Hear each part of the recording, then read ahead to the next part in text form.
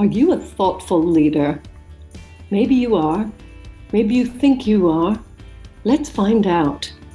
I'm Mindy Gibbins-Klein. I'm author of The Thoughtful Leader and host of the Thoughtful Leader podcast. Thoughtful leadership is all about thought leadership that goes above and beyond. Thought leadership that is truly new and original, exciting, disruptive, maybe even groundbreaking. Because let's face it, we need to raise the bar. My guests and I are absolutely obsessed with finding truly original thought leadership, and I'm going to bring you so many exciting ideas and opportunities, things for you to think about, and chances for you to push your thinking that you'll be very glad you tuned in. So thanks so much for checking out Thoughtful Leadership and the Thoughtful Leader podcast. I look forward to connecting with you very, very soon. Welcome to the show. My guest today is the amazing thoughtful leader, Paul Avins. I've known him a long time, and he doesn't hold back. So I'm looking forward to hearing what he has to say about some of these topics. Hello, Paul. Hi, great to see you. And thank you for having me on the show, Mindy. And yes, we do go back a long way. I think it's best we don't explain exactly how long, but it's a long way. It's okay. Neither of us looks our age. We're fine. So, okay. The thoughtful leader is a concept that I know you're familiar with because you know my stuff. And we talk about taking things to the next level, which is what your work's all about as well. So there's a lot of synergies. What I'd like to know from you is, what does taking things to a new level mean? Yeah, I mean, I think it's just for a bit of context for people who may not know me. So obviously, I've been coaching entrepreneurs to build what we call grown-up businesses, which is 7- and 8-figure businesses with teams, with companies that are generating significant profits, usually 5- and 6-figure level profits, and building what we call shareholder value. So that at some point, the entity they've spent blood, sweat, and years building is going to be worth something that they can sell, right? So in that process of doing that, one of the keys is that you've got to, if you're going to be successful building any kind of business in any market, in any industry or sector, at some point you are going to need other people to help you. You are going to need a team, right? The thing though for us, and I've always taught this, is that it's actually about leveling yourself up as a leader before you start to hire the team. So for example, if you don't have a particularly big vision, if your vision is survival, you're not going to attract really great talent that will want to be a part of the business, because that doesn't attract them, right? They're looking to play a role with something that's bigger, got a bigger vision, got a bigger purpose. They want to make a bigger difference in the world, right? So we have a 3-part formula, and the first part of that is all about level up as a leader. That's the first thing that you've got to do. You have to shift your vision from being about you or about me to we, and it's about the impact you want to have on the world, the customers you want to serve, but also like, what's your legacy, right? What do you stand for? What do you stand against? But also learning how to really kind of tap into empowering other people around you to become the best version of themselves. And that's a skill set without question, right? None of us are born as leaders. We need to learn how to do that. It's a skill set. You can learn it. But actually, mastery starts with self-mastery. If you're going to level up, it's about leveling up yourself before you start trying to figure out how to level up other people. So for us, we always start with that. How do you need to level up as a leader? Right. And there's a couple of really simple tools that I can share with you if you'd like, that might really help with how we do some of that. But it is very much about understanding that your business will never outgrow you as the leader. So if you stop growing as a leader, then your business will fundamentally stop growing as well. So it's like there's a cause and effect there that's very, very clear to see it. And after 17 years and over 5,000 clients serving them, we can see it. The leaders that keep growing, keep understanding that the more they know they need to know, because they realize how little they actually know and understand. The more they become better leaders, the better the business will do. So there's a direct correlation between that, but it starts with a internal conversation about, hey, how do I need to level up? How do I need to change my behavior? How do I need to shift my perspective, my thoughts, my mindset, my beliefs? Before I can start to lead other people, you have to lead yourself. The listeners will be familiar with some of this, and thank you so much for going into the detail on it in terms of self-leadership, in terms of how you must, in fact, if you want to go higher, go deeper, it sounds like. So there's we talk about humility, and there's a spectrum. You need a definite confidence about you to even enter into any kind of leadership role. But it takes some doing to admit, what did you say? The more you know you don't know. I love that. And, that actually takes a decent amount of courage and humility to admit that you don't know it all, to bring in advice and support from others. And that's what you provide. And that's what a lot of great mentors and coaches provide. So, we talk about when to be thoughtful, and the thoughtful leader is someone who will be open to this kind of stuff. But, how much thought should they put into it? And while they're thinking, what are the questions they should be asking themselves? Because this is not for everyone, is it? Leadership isn't for everyone, you mean? See, I think we're all leading all the time, right? So I think if, just because you have a business, that's one type of leadership. But if you're in a family, and we all are in a family of some description, then there are times when you become the leaders of your family as you get older and things change. You go from, potentially being the child to being the leader of the family, the head of the household. That's a change. If you're in a church, if you work in a hospital, in a team, leadership shows up in so many different places. It's not, thoughtful. I know some incredibly thoughtful leaders who are nothing to do with business in the sense of commerce, but they are absolutely brilliant in hospitals, and they run a team of nurses and things like that. And they're incredibly thoughtful as leaders. So I think it really goes back to the thing that Stephen Covey used to talk about years ago, where he talks about servant heart and having that servant leadership. It really isn't about you. And if you think leadership is a me game, it's not, it's a we game. It is absolutely about what do I need to do to help the people around me today? And, one of the questions that I teach all of my clients, and I've been doing it for ages, is that, the first thing you want to do every morning with your team is go, right, where are you stuck? What help do you need? And where am I getting in the way? Because actually, if you can get out of the way for most of your team, they can do incredible things, but we tend to get in the way of them performing at peak. So just think about the word leader, right? The clues are often in there. In terms of L, that's all about legacy. What are you trying to do, right? So E is all about your energy. What is your natural energy? What do you bring to the team? How do you contribute the most value? That's, why I have a company that specializes in profiling and psychometric tools and things of that nature. And then A, for me, it's about, you have to be able to do a self-audit. You have to be able to audit, right? What are you good at? What are you struggling with? What are the things that you're naturally talented at, and what do you need to get better at as a leader, right? So like if you struggle with decision making, that's a self-audit piece in terms of thinking, okay, great. What can I read? What can I listen to? How can I learn to become a better decision maker or a better evaluator of risks and opportunity? Whether that's my personal life or my professional life, but it's having that ability to take a self-audit at least every 90 days. And one of the tools that I'll share with you on the podcast that we use with clients is it's a 3-step tool, and it's very easy. If you just take a piece of paper and draw 3 lines down the middle of the page, number 1 is, what are 3 things that you need to stop doing in the next 30 days that will make you a better leader? So what are 3 things that you are currently doing that get in the way of you being a better leader, right? What do you need to stop doing? Maybe it's stop reacting to things when they go wrong. Maybe it's stop putting people under pressure to do things the way you would do it, right? Or maybe it's stop making, fast decisions when actually the team wants you to slow down and take some time. Whatever it is for you, right? But what are 3 things? And if you're not sure, ask the people around you, hey, what are 3 things that I could stop doing that would actually make your life better, would help you perform at a higher level, right? So that's number 1. Number 2 is, what are 3 things that you need to start doing as a leader? So maybe you need to start meditating. Maybe you need to start reading. Maybe you need to start reading more books on leadership, right? What do you need to start doing in the next 90 days that's going to have a compound effect over the next year that will make you a better leader, right? So like, what do you need to start doing? Maybe you need to start sitting down, having more informal conversations with your team and getting to know them better, right? No, whatever it is for you, but what are 3 things that you need to start doing in the next 90 days or 30 days?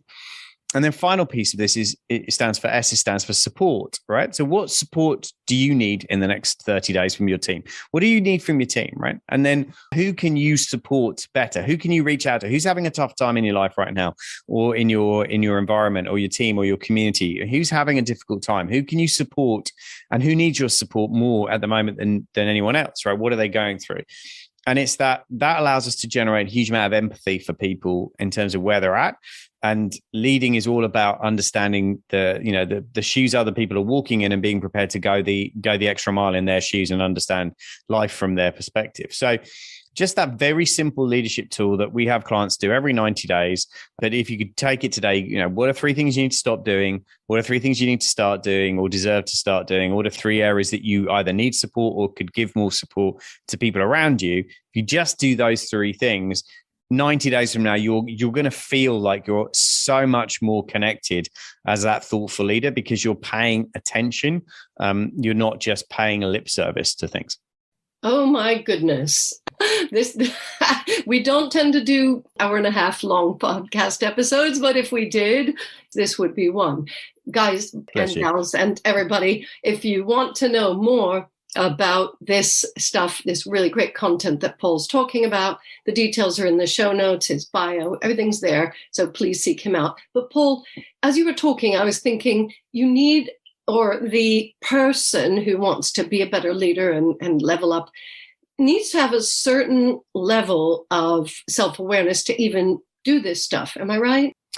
Absolutely. And there's kind of 3 levels of awareness that I'll talk about. So there's the things you don't. There's the things right? So I know this, I know how to do that, I know how to do this, right?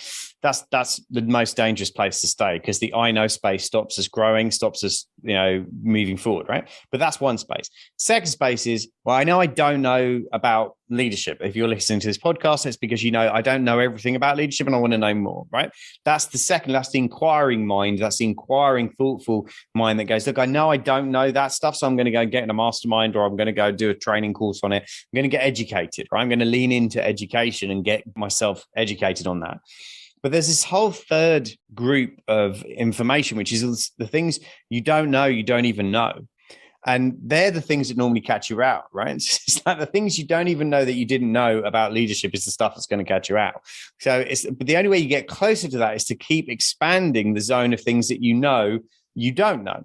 So it's like, that's why that whole kind of thing is like, and Jim Rohn used to talk about this. He said, it's like, knowledge is one of the assumption is the more I know, then I'm in a better place, right? Whereas it's actually the other way around. The more you know, the more things you touch that you realize you didn't know at all. And the less you realize you know. It's like so it flips it. The more you get educated, you realize you know less and less and less about the world because you've been exposed to more and more and more.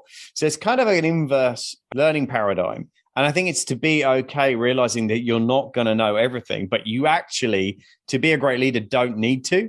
What you are going to want to master is the skill of asking questions, because it's all about asking questions, and the skill about knowing who on your team to go and ask for help and answers. Because it's every time you get stuck in your life, and this is something that took you far too long to realize, every time you get stuck in your life is when you start to ask the how question, or how am I going to sort that out? How am I going to deal with that challenge?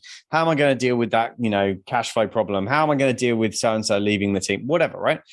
The how question is a very rigid question, and it tends to block creativity in our mind. However, if we flip it and you turn around and say, it's not a how, it's a who.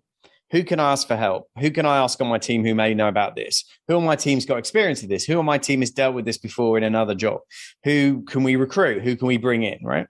The who question takes the pressure of you having to know all the answers, because all the answers are out there. There isn't really much new information. There's new ways of doing things, but there are people who've got experience who can say, hey, listen, this is how.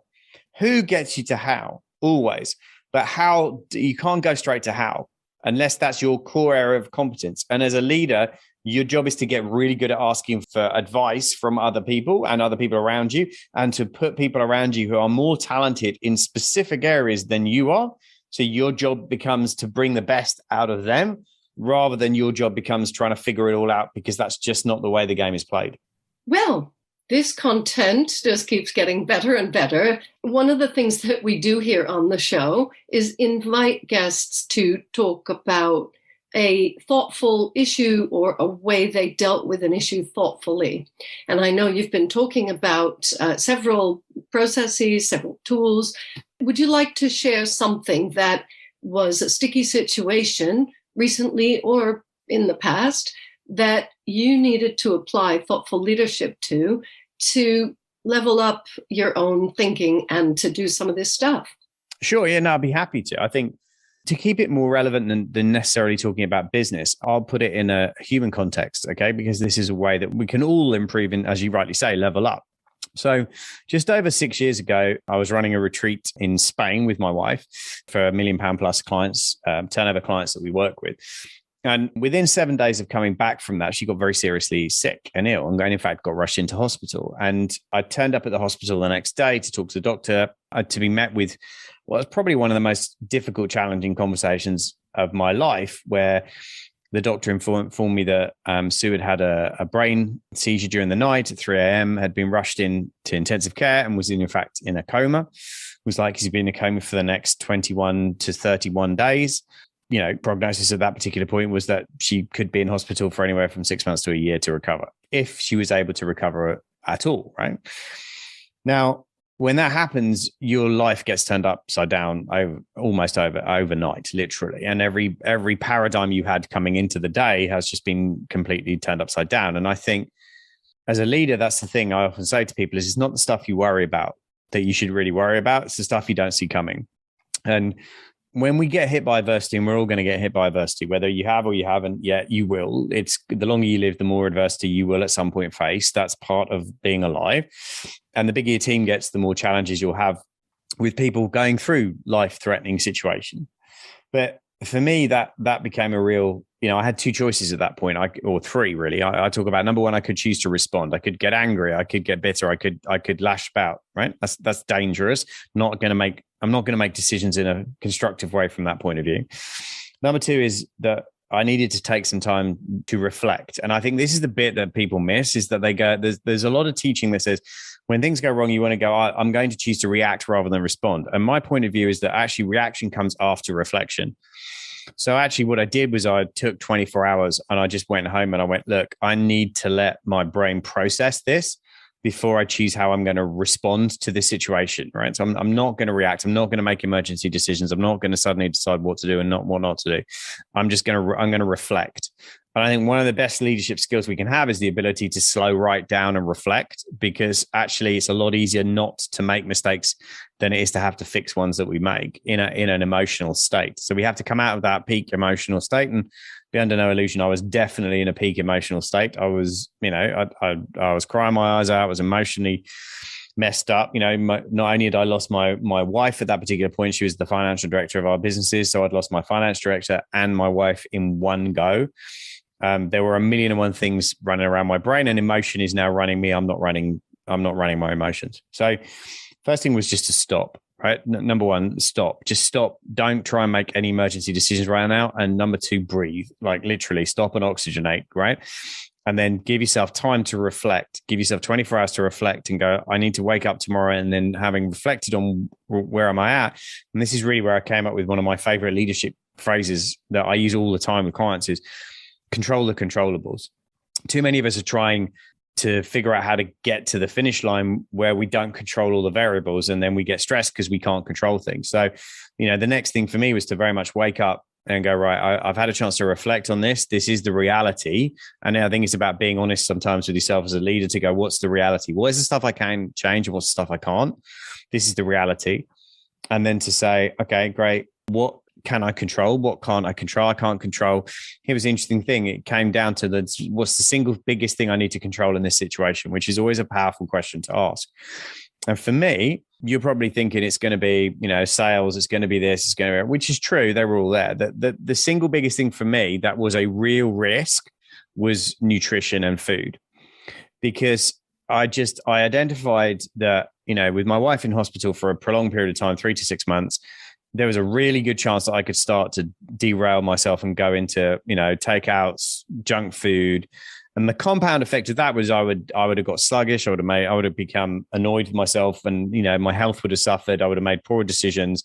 So I was like, actually, in this situation, the number one thing I need to prioritize if I'm going to get through this and come out of this, leading my family and my team through this massive adversity, was to look after my nutrition. So then you start to go, right, okay, what actions can I take, right? How can I move into that phase of go and not respond, reflect, then respond, right? Then go from that into response. So then it was like, right, get on the phone, hire a nutrition, get advice, start ordering, didn't really have the same kind of food boxes that you have now, but that kind of stuff, set up all the online shopping so that I got all the healthy stuff delivered, and really kind of take away the risks that I'd identified, which was first of all, most to my energy. And that the biggest thing that would impact my energy was my food. And that wouldn't have happened if I'd been making knee-jerk reactions. And for me, that was what enabled me to sustain, the following, 3 months of everything that we did during that period. And what was interesting was that not only it was definitely challenging, right? No two ways around it. But the doctor said she'd be in the hospital for 6 months. We got her out in 3 because we focused on the things we could control. And, not only that, but my business grew fairly aggressively during those 3 months. So during the 3 months she was in hospital, even though I could only work 6 hours a day, even though I was still being, dad and everything, and went to the hospital every night for 2 hours a night, by being able to put myself in that space of, look, I need to lead my family through this. I need to lead. And how I do that is by leveling up my nutrition, the things I focus on, spending time meditating, all of that good stuff. Those things became the things I could control. And that meant that I showed up as the best version of myself when my team and my family needed me to lead in that critical moment. And I think that comes back from, we talked about that level of awareness of who you are, what your profile is, how you react under pressure and stress, and then being able to put strategies in place that support you to make better decisions and be a better version of yourself in those critical moments. So I hope that one kind of resonates. I mean, it's a bit of an extreme version, but it's one that literally, I think, my wife got out of hospital, she's 6 years into recovery and we've still got things we're dealing with. But, considering she was supposed to, spend the rest of her life in a care home and not drive and not come home, and she's been home living with the family and working and doing stuff, around the house and helping raise my son for the last 6 years, that wouldn't have happened if I had not had some strategies to allow me to be more thoughtful in the moment and resist the temptation to just go to action straight away. Thank you for sharing that, Paul.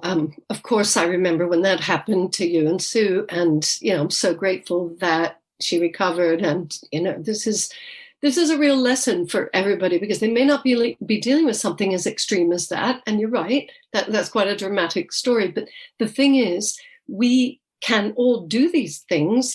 And we just have to stop and say, wait a minute, I need this time to reflect, which is part of the thoughtful leader methodology anyway. So I remember one time when I was made redundant and laid off, for my US listeners, and I was having lunch with a friend and he said, oh, that's a healthy choice. And I remember saying, well, there's a whole lot of things I can't control at the moment, but what I put in my mouth, I can control. And I was really pleased to grab back some control over something. It's empowering. So I'm sure it gave you that as well. We can do these things every day on a smaller scale, can't we? Oh, absolutely. And I think it's becoming more present. I think is probably one of the keys to a lot of this is to have an awareness of when one of my mentors said to me, when you realize that you are not your thoughts, which is quite a big concept to get your head around, but you are not your thoughts. You can have thoughts, but that doesn't mean they are that you have to act on them, right? And just because you have a negative thought doesn't mean you're a negative person. You can have thoughts, they can travel through your head and out. And then when you start to realize like it's okay to have thoughts, just it's having the ability as a leader, self-leadership first, to be able to select the ones you want to act on and decide that doesn't really serve me right now. I'm not going to act on that one. And that's, I think for me, that's the most powerful skill you can have in any level of leadership, is to have the awareness of what you're thinking, but also which thoughts serve you and serve what you're trying to do in the world. And which ones don't, and then to just let them go and just release them and go, that one's not going to serve me in this particular moment. That doesn't mean we don't make mistakes. It doesn't mean our amygdalas don't get hijacked when stuff gets intense. Of course it does, right? But it's a question of how long it takes you to move from react to reflect and shortening the time gap between the two. And that's the journey I'm still on today, is to reduce that. So look, stuff's going to go wrong. Things are going to happen. Customers, are going to leave you. Team members will sometimes come and go. Right? Markets will go up and down. All of that's going to happen. the thing you can control is the stories you tell about them, what's happening to you, and whether you take it personally or not, and whether you just go, this is an event, I can choose to give it meaning, or I can choose to take the meaning from it and become a better person because of it. So I think that's one of the thoughtful leadership skills for me, is that ability to differentiate between what's happening and what's the story I'm telling myself about what's happening. Right. So the thoughts that you have about it, the story that you're telling, and, just to have the luxury of stepping back and thinking about these things, that's a beautiful thing. It's a gift to yourself as a leader. So we only have a couple of minutes left, sadly. I just want to see if there's any last thought that you choose to share with the listeners today, knowing that everybody's really keen to be a better leader, be a more thoughtful leader, we're tired of this thought leadership. It's people want to be thoughtful. So what should they be thoughtful about, in your opinion? For me, I think the thing that shifts people from fear and anger fastest, if you get angry about something that, that's happened, that's not been right, is to find your ability to go to the place of gratitude about what you have, right? Because, we have so many more things to be grateful for than most of us actually take the time to think about. And I think, you can always find your way to a place of gratitude and the ability to stop and go, look, yes, that might be terrible. Like when Sue was in hospital, yes, that was terrible. But we had so many things to be grateful for, the people around us, the fact that we're in the United Kingdom, where the NHS was, no two ways around it. If we'd been in other parts of the world, that would probably have bankrupted us as a family. So, there was that level of gratitude, the amount of support that I got during that period of time. There were so many things to be grateful for. And now both of us look at that experience as one that was actually, at the time I didn't feel it, but now it feels overwhelmingly positive in terms of how it helped us to develop as a couple. But I think it's that your job is to be able to hold your head up high and do the best you can in the moment. And that's everyone's intention, right? Nobody sets out to have a really bad day. It's because we lose control of our focus. And I think it's that shift that focus back to what's going well, right? I'm a great believer in log 3 things every day that have gone well. Doesn't matter how small they are. If you can keep measuring small positive progress steps, you're going to feel better about yourself, and therefore you're going to leave the people around you better. But thoughtful leadership for me is about understanding who I am, what triggers me, what stuff gets in my head and gets in my way, so that I can then understand the people around me better, and I can understand how to support them better. But it does start with self. I got to be able to understand who I am, how I function, and how I tend to react in critical moments or not. And that takes practice, right? The other thing is it does take practice. This stuff is a constant learning journey. I mean, I started in the personal development world at 19 and I'm 50. So I'm still learning and I'm still practicing and I'm still getting it wrong at times and I'm still trying to get it right. And, I fall off, I have bad days like everybody else, but it's a question of trying to shorten the rebound time to get back up and go, okay, I learned from that, right? We're great, move forward, right? And it's that, I think that the most important leadership skill is to keep learning and to keep improving yourself and going, look, my goal is to get 1% better every day. And now I'm going to be a better leader this year than I was last year. And I'll be a better leader next year than I was this year. And if you buy that premise and you buy into that, then life is exciting going forward because you're only going to get better. And if you get better, the results you get in your life are going to get better. The relationships you're going to have are going to get better. And the teams and the businesses that you build are going to get better. And that's the true definition of leveling up. So that is a great definition. That's a real fantastic bunch of things. I was going to say something for people to take away. If they've been taking notes, they probably had to stop the car and, open a new notebook. It's been so valuable having you here. Thank you for sharing your thought leadership and your thoughtful leadership with us, Paul Avins. My privilege. Thanks ever so much. I hope you've enjoyed this episode of The Thoughtful Leader, and I hope it's inspired you to be more thoughtful as a leader in your business. Please consider subscribing and leaving a review. An important question for you. Do you want to create a culture of thought leadership in your organization? My best-selling book, The Thoughtful Leader, is available now on Amazon and many other sites in paperback, ebook, and audiobook formats. Please visit www.mindygk.com for more great content. That's www.mindygk.com. Speak to you again soon.